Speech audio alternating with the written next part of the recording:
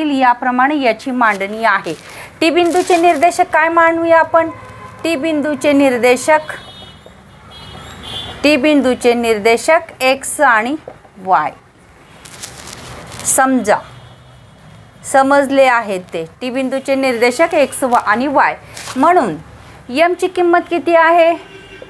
म्हणून m बरोबर 7 आणि n बरोबर 2. म्हणून रेषाखंडाच्या विभाजनाच्या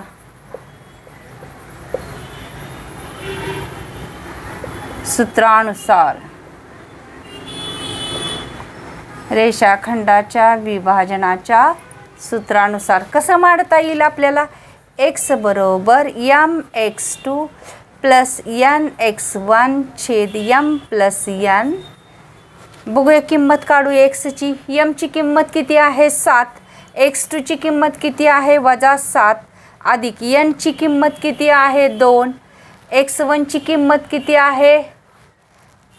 x2 ची किंमत -6 आहे. x1 ची किंमत किती आहे? -7 आहे. छेद 7 अधिक 2. 6 7 42 वजा 42 7 2 14 वजा 14 छेद 7 आणि 2 9 14 4 आणि 2 6 5 आणि 1 4 आणि 1 5 वजा 56 छेद 9. ही कशाची किंमत येते? x ची. म्हणून y बरोबर my2 प्लस ny1 छेद m प्लस n. आता बघा m ची किंमत 7 आहे गुणिले y2 ची किंमत किती आहे बाळांनो? -5 प्लस n ची किंमत किती आहे? 2. y1 ची किंमत किती आहे? 4. m प्लस n किती आहेत? 7 अधिक 2.